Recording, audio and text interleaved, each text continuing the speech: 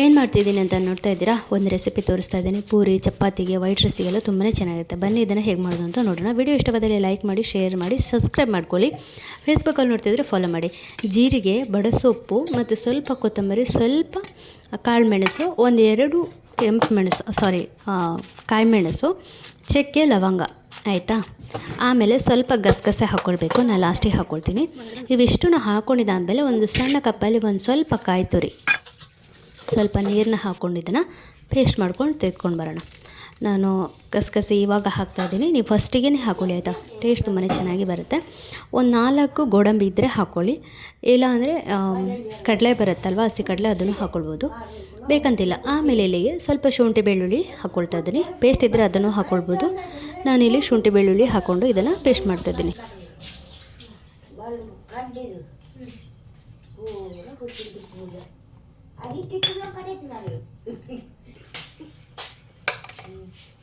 ಇವಾಗ ಇಲ್ಲಿ ಕಟ್ ಮಾಡ್ಕೊಳ್ಳೋಣ. ಆಲೂಗೆಡ್ಡೆ ಮತ್ತು ನೀರುಳ್ಳಿ, ಟೊಮೆಟೊ ಇವಿಷ್ಟು ನಾನು ತುಂಬ ಸಣ್ಣದಾಗಿ ಕಟ್ ಮಾಡ್ಕೊಳ್ಬೇಡಿ, ಸ್ವಲ್ಪ ದೊಡ್ಡದಾಗಿರಲಿ.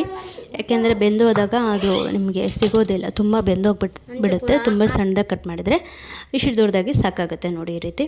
ಮತ್ತು ನಿಮಗೆ ಯಾವ ರೀತಿ ಸ್ಟೈಲಾಗಿ ಎಲ್ಲ ಕಟ್ ಮಾಡಲಿಕ್ಕೆ ಬೇಕು, ಸ್ಟೈಲಾಗಿರಬೇಕಂದ್ರೆ ಆ ರೀತಿ ಕಟ್ ಮಾಡ್ಕೊಳ್ಬೋದು. ನಾನಿಲ್ಲಿ ತುಂಬ ಸಿಂಪಲ್ಲಾಗಿ 4 ಭಾಗ ಮಾಡ್ಕೊಳ್ತಾ ಇದ್ದೀನಿ. ದೊಡ್ಡದಿದ್ದರೆ ಒಂದು ಸ್ವಲ್ಪ ಸಣ್ಣದು ಮಾಡ್ಕೊಳ್ತೀನಿ, ಸಣ್ಣದಿದ್ದರೆ 4 ಭಾಗ ಸಾಕಾಗುತ್ತೆ. ಇವಾಗ ಇಷ್ಟನ್ನು ನಾವು ಕಟ್ ಮಾಡಿ ಇಟ್ಕೊಳ್ಳೋಣ.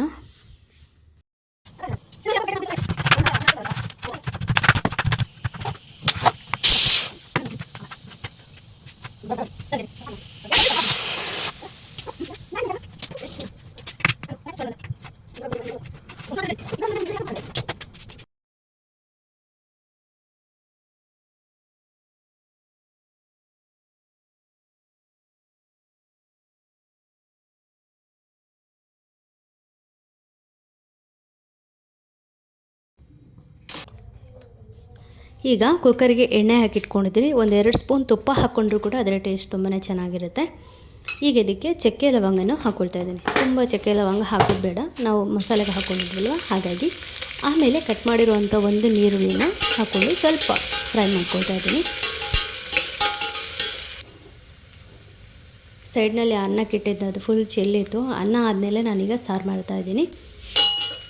ಗ್ರೇವಿ ಅಂತೂ ತುಂಬಾ ಚೆನ್ನಾಗಿತ್ತು. ಖಂಡಿತ ನೀವು ಒಮ್ಮೆ ಟ್ರೈ ಮಾಡಿ ನೋಡಿ, ನಿಮಗೆ ಖಂಡಿತ ಇಷ್ಟ ಆಗುತ್ತೆ. ಈಗ 2 ಕಟ್ ಮಾಡಿರುವಂಥ ಟೊಮೆಟೊ ಇದಿಷ್ಟು ಒಂದ್ಸರಿ ಹಾಕಿಬಿಟ್ಟು ಚೆನ್ನಾಗಿ ಮಿಕ್ಸ್ ಮಾಡ್ಕೊಳ್ಳೋಣ. ಈಗ ಸ್ವಲ್ಪ ಉಪ್ಪನ್ನು ಹಾಕ್ಕೊಂಡು ಫ್ರೈ ಮಾಡ್ಕೊಳ್ಳೋದ್ರಿಂದ ಬೇಗನೆ ಫ್ರೈ ಆಗುತ್ತೆ ಆಯಿತಾ. 1/4 ಸ್ಪೂನಷ್ಟು ಅರಿಶಿನ,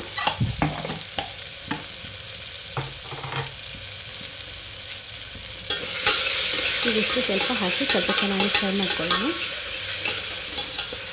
ಅದಾದಮೇಲೆ ನಾವು ಏನು ರುಬ್ಬಿರ್ತೀವಿ ನೋಡಿ ಮಸಾಲ, ಅದನ್ನು ಇದಕ್ಕೆ ಸೇರಿಸ್ಕೊಂಡು ಅದರ ಹಸಿ ವಾಸನೆ ಹೋಗೋ ತನಕ ಇದನ್ನು ಫ್ರೈ ಮಾಡ್ಕೊಳ್ಬೇಕು. ಅಂದರೆ ಎಣ್ಣೆಯಲ್ಲೇ ಚೆನ್ನಾಗಿ ಇದನ್ನು ಫ್ರೈ ಮಾಡ್ಕೊಳ್ಬೇಕು. ಅದರ ಮೇಲೆ ನೀವು ಇದಕ್ಕೆ ನೀರನ್ನ ಹಾಕ್ಕೊಳ್ಳುವಂಥದ್ದು.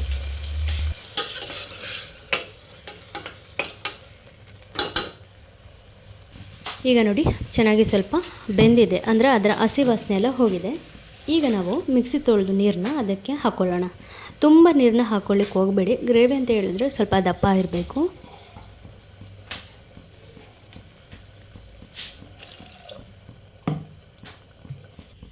ಈಗ ಇದಕ್ಕೆ ಸ್ವಲ್ಪ ಪುದೀನವನ್ನು ಹಾಕ್ಕೊಳ್ತೀನಿ. ಪುದೀನ ಕೊತ್ತಂಬರಿ ಸೊಪ್ಪು ಹಾಕ್ಕೊಂಡ್ರು ತುಂಬಾ ಚೆನ್ನಾಗಿರುತ್ತೆ. ಮತ್ತು ರುಬ್ಲಿಕ್ಕೆ ಹಾಕಬೇಡಿ, ಅದು ಗ್ರೀನ್ ಆಗುತ್ತೆ. ಸೊ ಈ ಟೈಮ್ನಲ್ಲಿ ಹಾಕ್ಕೊಳ್ಳಿ.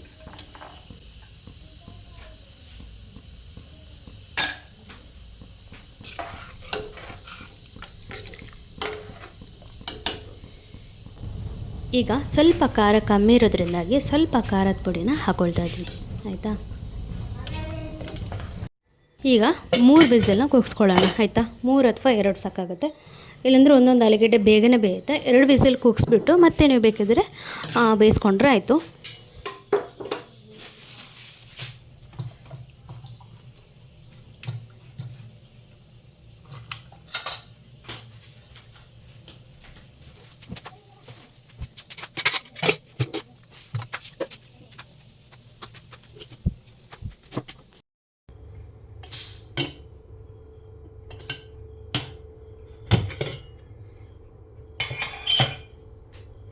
ಈಗ ಇಲ್ಲಿ ಸ್ವಲ್ಪ ಆಲೂಗಡ್ಡೆ ಬೇಯಲಿಕ್ಕಿದೆ. ಈಗ ನಾನು ಬಟಾಣಿನ ಹಾಕಿಬಿಟ್ಟು ಒಂದು ವಿಸಿಲ್ ಕೂಗಿಸ್ಕೊಳ್ತೀನಿ. ಆಗ ಬಟಾಣಿ ಕೂಡ ಉಪ್ಪು ಖಾರ ಚೆನ್ನಾಗಿ ಹೇಳ್ಕೊಳ್ಳುತ್ತೆ ಮತ್ತು ಸಾರು ಕೂಡ ತುಂಬಾ ಟೇಸ್ಟಿಯಾಗಿ ಬರುತ್ತೆ.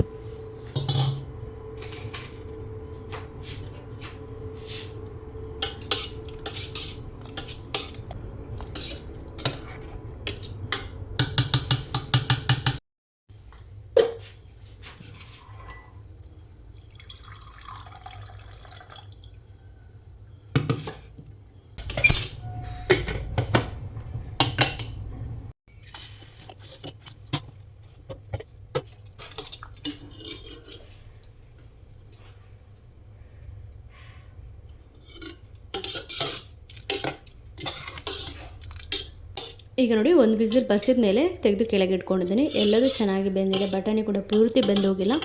ತುಂಬಾ ಚೆನ್ನಾಗಿ ಕಾಣಿಸ್ತಿದೆ ಕೂಡ. ತುಂಬಾ ಟೇಸ್ಟಿಯಾಗಿ ಕೂಡ ಇತ್ತು. ನೀವು ಖಂಡಿತ ಒಮ್ಮೆ ಟ್ರೈ ಮಾಡಿ ನೋಡಿ. ಈ ರೆಸಿಪಿ ನಿಮಗೆ ಇಷ್ಟವಾದರೆ ಒಂದು ಲೈಕ್ ಮತ್ತು ಶೇರ್ ಸಬ್ಸ್ಕ್ರೈಬ್ ಮಾಡೋದನ್ನು ಮರಿಬೇಡಿ. ನೀವು ಬೆಳಿಗ್ಗೆ ತಿಂಡಿಗೆ ಇದನ್ನೆಲ್ಲ ಮಾಡ್ಬೋದು.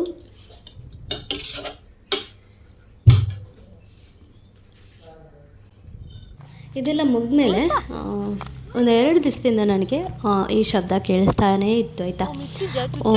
ಒಂದು ಸರಿ ರಾತ್ರಿ, ಒಂದು ಸರಿ ಬೆಳಿಗ್ಗೆ ಎಲ್ಲ ಕೇಳಿಸ್ತಾನೇ ಇತ್ತು. ನಾನು ಏನೋ ಇರ್ಬೋದು ಅಂತ ಸುಮ್ಮನೆ ಬಿಟ್ಬಿಟ್ಟೆ. ಆ ಥರ 3ನೇ ದಿವಸ ನಾನು ಮತ್ತೆ ಅದನ್ನು ಹುಡ್ಕೊಂಡು ಹೋದೆ. ನೋಡುವಾಗ ಉಂಟಲ್ಲ, ನೀವೇ ನೋಡಿ ಗೊತ್ತಾಗುತ್ತೆ. ಇಲ್ಲೊಂದು ಕಪ್ಪುದು ಈ ಕಡೆನೇ ಇತ್ತು, ನನಗೆ ಗೊತ್ತಾಗಲಿಲ್ಲ. ಬೊಬ್ಬೆನೇ ಬೊಬ್ಬೆ.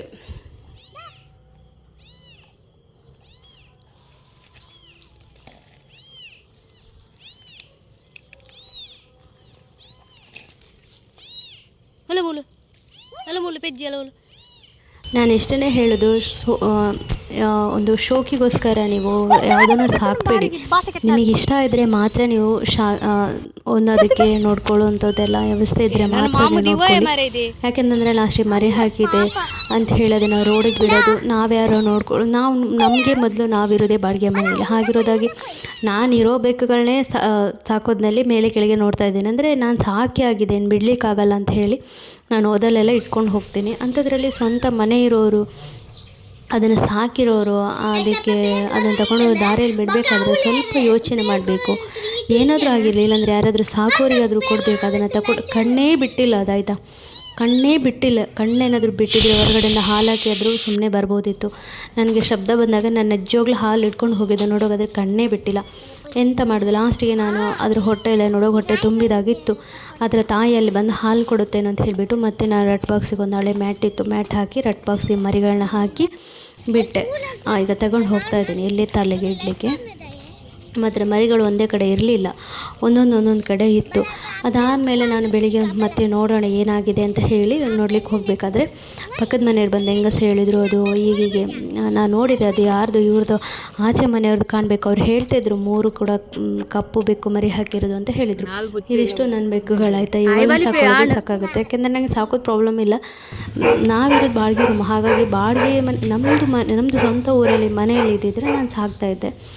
ಆಮೇಲೆ ರಾತ್ರಿ ಬಿಟ್ಟು ಬಂದಿದ್ದೆ. ಬೆಳಿಗ್ಗೆ ನೋಡೋಣ ಏನಾಗಿರ್ಬೋದು, ಅದರ ತಾಯಿ ಬಂದು ಹಾಲೆಲ್ಲ ಕೊಟ್ಟಿರ್ಬೋದಾ ಅಂತ ಹೇಳಿ ಮತ್ತೆ ಬೆಳಿಗ್ಗೆ ಹೋದೆ ನಾನು ನೋಡಲಿಕ್ಕೆ. ಅಲ್ಲಿಗೆ ಹೋದಾಗ ಅಲ್ಲಿ ಏನಾಗಿತ್ತು ಅಂದರೆ ತಾಯಿ ಬಂದಿಲ್ಲ. ಅವ್ರು ಹೇಳಿದ್ರಲ್ಲ ಆಚೆ ಮನೆಯವರು ಅಂತ, ಅವ್ರ ಹತ್ರ ನಾನು ಕೇಳಿದೆ, ನೀವು ಆಚೆ ಮನೆಯವ್ರ ಹತ್ರ ಕೇಳಿದ್ರ ಅಂತ. ಅದಕ್ಕೆ ಅವ್ರು ಹೇಳಿದ್ರಂತ, ಹೌದು ನಮ್ಮದು ಮರಿ ಮಾತ್ರ ತಾಯಿಗೆ ಹುಷಾರಿಲ್ಲ, ಅದು ಹಾಲು ಕೊಡೋದಿಲ್ಲ, ಅದಕ್ಕೆ ನಾನು ದಾರಿಗೆ ಬಿಟ್ಟಿದ್ದೇನೆ ಅಂತ. ಅದು ಹಾಲು ಕೊಡಲಿಲ್ಲ, ಅದಕ್ಕೆ ಹುಷಾರಿಲ್ಲ ಅಂದ ತಕ್ಷಣ ಮರಿಗಳನ್ನ ದಾರಿಗೆ ಬಿಟ್ಟ ತಕ್ಷಣ ಮರಿಗಳು ಜೀವಂತ ಆಗ್ತಾವ? ಇಲ್ಲ. ನಿಮಗೆ ಪ್ರಾಣಿ ಇಷ್ಟ ಅಂತಿದ್ಮೇಲೆ ಅದಕ್ಕೆ ಸಿರಿಂಜಲ್ಲಾದರೂ ಸ್ವಲ್ಪ ಹಾಲು ಕೊಡ್ಬೋದು, ಅದನ್ನು ಕೊಡಬೇಕು. ಇಲ್ಲ ಅಂತಂದರೆ ಅದನ್ನು ಸಾಕಲೇಬಾರದು. ಅದರ ತಾಯಿಗೆ ಮದ್ದು ಮಾಡ್ಬೋದು. ವಾಮಿಟ್ ಮತ್ತು ಲೂಸ್ ಮೋಷನ್ ಉಂಟು ಆ ಬೆಕ್ಕಿಗೆ. ಅದು ನನ್ನ ಬೆಕ್ಕಿಗೂ ಕೂಡ ಇತ್ತು. ಈಗ ಮರಿ ಹಾಕಿತ್ತಲ್ಲ ಆ ಬೆಕ್ಕಿಗೂ ಕೂಡ ಇತ್ತು ಸಣ್ಣದಿರುವಾಗ. ಅದಕ್ಕೆ ನಾನು ಮದ್ದು ಕೊಟ್ಟು 7 ದಿವಸದ ಮದ್ದು ಕೊಡ್ತಾರೆ. ಒಂದು 75 ರೂಪಾಯಿ 65 ರೂಪಾಯಿ ಒಂದು ಟಾನಿಕ್ ಇರ್ತದೆ. ಅದು 7 ದಿವಸ ಸಿರಿಂಜಲ್ಲಿ ಕೊಟ್ಟರೆ ಅದು ವಾಸಿ ಆಗುತ್ತೆ. ಮತ್ತು ತಾಯಿ ಮಕ್ಕಳಿಗೆ ಅದು ನೋಡ್ಕೊಳ್ಬೋದು. ಇವರು ತಾಯಿಗೆ ಸಹ ಮದ್ದು ಮಾಡಲಿಕ್ಕೆ ರೆಡಿ ಇಲ್ಲ. ಅದು ಕಣ್ಣೇ ಬಿಡಲಿಲ್ಲ. ಅವುಗಳನ್ನ ತಗೊಂಡು ಹೊರಗಡೆ ಬಿಟ್ಟರೆ ತಾಯಿಗೆ ಹುಷಾರಿಲ್ಲ ಅಂತಂದರೆ ಮರಿಗಳಿಗೆ ಸಿರಿಂಜಲ್ಲಿ ಹಾಲನ್ನ ಕೊಡ್ಬೋದು, ಇಲ್ಲ ತಾಯಿಗೆ ಮದ್ದು ಮಾಡ್ಬೋದು. ಆಯಿತಾ, ಇವೆರಡನ್ನೂ ಮಾಡಿದೆ. ತಾಯಿಗೂ ಮದ್ದು ಮಾಡಿದೆ, ಮರಿಗಳಿಗೆ ಕೂಡ ಏನೂ ಇಲ್ಲ, ತಗೊಂಡೋಗಿ ಹೊರಗಡೆ ಬಿಟ್ಟಿದ್ದಾರೆ. ಅದು ನನ್ನ ಕಣ್ಣಿಗೆ ಯಾಕೆ ಬಿತ್ತೇನೋ, ನಾನು ನಿಜವಾಗ್ಲೂ ದೇವರಲ್ಲಿ ಬೇಡ್ಕೊಳ್ಳೋವಂಥದ್ದು ಇಂಥದ್ದು, ನನ್ನ ಕಣ್ಣಿಗೆ ಯಾವುದು ಬೀಳದೇ ಇರಲಿ ಅಂಥದ್ದು ಅಂತ. ಆಯಿತಾ. ಮತ್ತು ಅದಕ್ಕೆ ಹುಷಾರಿಲ್ಲದ ಹಾಲು ಕೊಡೋದಿಲ್ಲ ಅಂತ ಆಯಿತು. ಅದ್ರ ಮೇಲೆ ನನಗೆ ಅಲ್ಲಿ ಬಿಟ್ಟು ಬರಲಿಕ್ಕೆ ಮನಸ್ಸಾಗಲಿಲ್ಲ, ಫುಲ್ ಇರುವೆ ಬಂದಿತ್ತು ಬಾಕ್ಸಿಗೆ. ಅಂದರೆ ಇನ್ನು ಫುಲ್ ಬಾಕ್ಸಿಗೆ ಬಂದರೆ ಇನ್ನು ಮರಿಗಳಿಗೂ ಹತ್ಕೊಂಡು ಮರಿಗಳ ಕಿವಿ ಕಣ್ಣೆಲ್ಲ ಇರುವೆಗಳು ತಿನ್ನುತ್ತೆ. ಅದಕ್ಕೆ ಮತ್ತೆ ನಾನು ಮನೆ ಹತ್ರ ತಗೊಂಡು ಬಂದು ಅದಕ್ಕೆ ಸಿರಂಜಿಯಲ್ಲಿ ಹಾಲನ್ನ ಕೊಟ್ಟೆ. ಈಗ ಬುಬ್ಬೆ ಹೊಡಿತಾ ಉಂಟು, ಹಾಲು ಕೊಟ್ಟ ಮೇಲೆ ಅದು ಮಲಗ್ತಾ ಉಂಟು. ನಾನೇನು ನಿಮಗೆ ಇದು ಏನು ನಾವು ಒಳ್ಳೆಯವರು ಅಂತ ತೋರಿಸ್ಕೊಳ್ತಲ್ಲ, ನನ್ನ ಕೈಲಿ ಸಾಧ್ಯ ಇಲ್ಲ. ಯಾಕಂದರೆ ನಾನೀಗ ನಿಮಗೆ ಗೊತ್ತಿರೋ ಹಾಗೆ ನನಗೆ ಇಲ್ಲಿ ಸಿಕ್ಕಿರೋದೇ ಪುಣ್ಯ, ನನಗೆ ನಾಯಿ ಬೆಕ್ಕೆಲ್ಲ ಸಾಕೊಳ್ಳಿಕ್ಕೆ. ಹಾಗಾಗಿ ತುಂಬ ಕಷ್ಟ ಇದೆ. ನಾನು ಅದಕ್ಕೆ ಅವ್ರ ಹತ್ರ ಹೇಳಿದೆ, ಆ ತಾಯಿ ಈ ಬೆಕ್ಕಿದು ತಾಯಿಗೆ ನಾನು ಮದ್ದು ತಂದು ಕೊಟ್ಟರೆ ನೀವು ಕುಡಿಸ್ತೀರಾ ಅಂತ ಕೇಳಿದೆ. ಅದಕ್ಕೆ ಕೂಡ ಅವ್ರು ರೆಡಿ ಇಲ್ಲ. ಮತ್ತು ಹೇಳಿದರು ಈಗ ಲಾಸ್ಟಿಗೆ ಆಚೆ ಮನೆಯವರು, ಅವರ ಗಂಡನಿಗೆ ತುಂಬ ಇಷ್ಟ ಅಂತ. ಅದಕ್ಕೆ ನಾನು ಅವ್ರ ಹತ್ರ ಕೇಳಿ ನೋಡಿ, ನಾನು ಮದ್ದು ತಂದು ಕೊಡ್ತೇನೆ, ಅದು ಮರಿಗೆ ನೀವು ಕೊಟ್ಟರೆ, ಅದರ ತಾಯಿಗೆ ಕೊಟ್ಟರೆ ಮತ್ತು ಮರಿಗೆ ಅದೆಲ್ಲ ಹಾಲು ಕೊಟ್ಟು ಚೆನ್ನಾಗಿ ನೋಡ್ಕೊಳ್ಬೋದಲ್ಲ ಅಂತ ಹೇಳಿದೆ ನಾನು. ಆಯಿತು ಅಂತ ಹೇಳಿದ್ದಾರೆ. ನೋಡಬೇಕು, ಇದು ನನ್ನ ಮನೇಲಿ ನನಗೆ ನಾಯಿ ಬೈದಂಗೆ ಬೈತಾರೆ. ನನ್ನ ಮನೇಲಿ ನೀನು ಮಾಡ್ಲಿಕ್ಕೆ ಬರೀ ಕೆಲಸ ಎಲ್ಲ ಹಾಗೆ ಹೌದು, ಆದರೆ ನನಗೆ ಸಹ ಹೌದು ತಪ್ಪಂತ ನನಗೆ ಗೊತ್ತುಂಟು. ಆದರೆ ಅದು ಕಣ್ಣಿಗೆ ಬಿದ್ದ ಮೇಲೆ ಅದಕ್ಕೆ ಕಣ್ಣು ಕಾಣಿಸಲ್ಲ, ಬಾಯಿ ಬರಲ್ಲ, ಇನ್ನೂ ಸಣ್ಣದು. ಅದನ್ನು ತಗೊಂಡೋಗಿ ರೋಡಲ್ಲಿ ಬಿಡಬೇಕಾದ್ರೆ ಮನಸ್ಸಾದರೂ ಹೇಗೆ ಬರಬೇಕಲ್ವ ನಮಗೆ. ಅಟ್ಲೀಸ್ಟ್ ಅದರ ತಾಯಿಗೆ ಮದ್ದಾದರೂ ಮಾಡ್ಬೋದು, ಇಲ್ಲಾಂದರೆ ಅದಕ್ಕೆ ಸಿರಂಜಿಯಲ್ಲಿ ಹಾಲಾದರೂ ಕೊಡಬೇಕಲ್ವ. ನಾವು ಸಾಕಿದ್ದನ್ನು ತಗೊಂಡೋಗಿ ಹೊರಗಡೆ ಬಿಡೋದು ಎಷ್ಟು ಸುಲಭ ಅಲ್ಲ. ಯಾಕೆಂದರೆ ಅವುಗಳಿಗೆ ಬಾಯಿನೂ ಬರೋದಿಲ್ಲ, ಏನೂ ಬರೋದಿಲ್ಲ, ಏನು ಬೇಕಾದರೂ ಮಾಡ್ಬೋದು ಅಂತ. ಹಾಗೆಲ್ಲ ಮಾಡಬಾರ್ದು. ನಿಮಗೆ ಬೇಕು ಅನ್ನೋದಾದರೆ ಅದಕ್ಕೆ ಹುಷಾರಿಲ್ದಾಗ್ಲೂ ಏನು ಬಂದಾಗಲೂ ನೀವು ಅದು ನೋಡ್ಕೊಳ್ಳಿಕ್ಕೆ ರೆಡಿ ಇರಬೇಕು. ನನ್ನ ಬೆಕ್ಕಿದೆಯಲ್ಲ, ಈಗ ಮರಿ ಹಾಕಿದೆಯಲ್ಲ, ಅದ್ರ ತಾಯಿನ ನಾನು ಬೆಳಿಗ್ಗೆ ಸಂಜೆ ಮದ್ದು ಕೊಟ್ಟು ಸ್ನಾನ ಮಾಡಿಸಿದ್ದೆ ಲಾಸ್ಟಿಗೆ. ಯಾಕೆಂತ ಹೇಳಿದ್ರೆ ಡೈಲಿ ಮದ್ದು ಕೊಡೋದು ಇಡೀ ಬಾಯಲ್ಲಿ ಮುಖದಲ್ಲಿ ಎಲ್ಲ ಅಂಟಂಟಾಗ್ತಾಯಿತ್ತು. ಈಗ ಮರಿ ಹಾಕಿ ಚಂದದಲ್ಲಿ ಇಲ್ವಾ, ನೀವು ನೋಡಿಲ್ವಾ ಬೆಳಿಬೇಕು ನನ್ನ ವ್ಲಾಗಲ್ಲೆಲ್ಲ. ಹೀಗೆಲ್ಲ ಒಂದು ಮನುಷ್ಯ ಮಾಡೋದು. ಮನುಷ್ಯನಿಗೆ ಮನುಷ್ಯತ್ವ ಇಲ್ಲ ಅಂತ ಹೇಳೋದು ಇದಕ್ಕೆ. ಮನುಷ್ಯನಿಗಾದರೆ ನನಗೆ ಹಸು ಆಗ್ತದೆ, ನನಗೆ ಅಲ್ಲಿ ನೋವು ಇಲ್ಲಿ ನೋವು ಎಂತ ಹಸು ಎಲ್ಲ ಹೇಳಲಿಕ್ಕೆ ಬರ್ತದೆ, ಪ್ರಾಣಿಗಳಿಗೆ ಬರೋದಿಲ್ಲ. ಹಾಗಾಗಿ ಬೇರೆ ಎಲ್ಲಿ ಹೇಗಿದೆಯೋ ಅದು ನನಗೆ ಗೊತ್ತಿಲ್ಲ. ಆದರೆ ನಮ್ಮ ಕಣ್ಣು ಮುಂದೆ ಏನಾದರೂ ಹೀಗೆ ಆಗ್ತಿರುವಾಗ ನಮಗೆ ಸುಮ್ಮನೆ ಕೂತ್ಕೊಳ್ಳಿಕ್ಕೆ ಆಗೋದಿಲ್ಲ ಅಲ್ಲ. ಅಂದರೆ ನನಗೆ ಈಗ ಅಮ್ಮ ಬಂದು ಬೈತಾನೆ ಸಂಜೆಗೆ. ಆದರೆ ನಾನು ಹೊರಗಡೆನೇ ಇಟ್ಟಿದ್ದೀನಿ, ಅದಕ್ಕೆ ಹಾಲು ಕೊಟ್ಟೆಲ್ಲ ಬಿಟ್ಟೆ. ನೋಡುವ, ಅದರ ತಾಯಿಗೆ ಅವ್ರ ಮದ್ದು ತಂದು ನಾನು ಕೊಟ್ಟರೆ ಅವರು ಕುಡಿಸಿದ್ರೆ ಬಚಾವು. ಅಂತೆಲ್ಲ ಮನುಷ್ಯ ನೋಡಿ ಕಣ್ಣೇ ಬಿಟ್ಟಿಲ್ಲ ಪಾಪ. ಅದನ್ನು ಹೇಗೆ ಬಿಡ್ತಾರೆ. ಕಾಗಿ ಕೊಂಡೋಗುತ್ತೆ, ಇರುವೆ ಬರುತ್ತೆ, ಎಂತೆಲ್ಲ ಉಂಟು.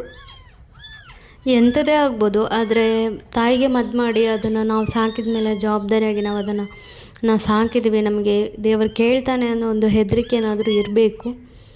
ಗೊತ್ತಿಲ್ಲ ನಂದೇನು ಅಂತ. ಆದರೆ ದೇವರು ನನಗಿಂತ ಬುದ್ಧಿ ಕೊಡದೇ ಇರಲಿ ಅಂತಲೇ ನಾನು ಬೇಡ್ಕೊಳ್ಳೋವಂಥದ್ದು. ನಿಮಗೇನು ಅನ್ನಿಸ್ತು ಅಂತಲೇ ಕಮೆಂಟ್ ಮೂಲಕ ತಿಳಿಸಿ. ಯಾಕೆಂದರೆ ತುಂಬ ಸಣ್ಣ ಬೇಕು, ಒಂದು ಸ್ವಲ್ಪ ಕಣ್ಣೆಲ್ಲ ಬಿಟ್ಟಾಗಿದ್ರು ತಂದು ಹೊರಗಡೆ ಅದು ಇದ್ದಲ್ಲಿ ತೊಗೊಂಡೋಗಿ ಅನ್ನ ಹಾಕಿ ಬರ್ಬೋದು, ಕಣ್ಣೇ ಬಿಡಲಿಲ್ಲ. ಹಾಗಿರುವಾಗ ನನಗೆ ತುಂಬ ಬೇಜಾರಾಯಿತು. ಏನು ಮಾಡಲಿಕ್ಕಿಲ್ಲ, ನಾನು ಅದನ್ನೆಲ್ಲ ಸ್ವಲ್ಪ ಕ್ಲೀನ್ ಮಾಡ್ತಾಯಿದ್ದೀನಿ. ನೋಡುವ ಎಂತೆಲ್ಲ ಆಗುತ್ತೆ ಅಂತ.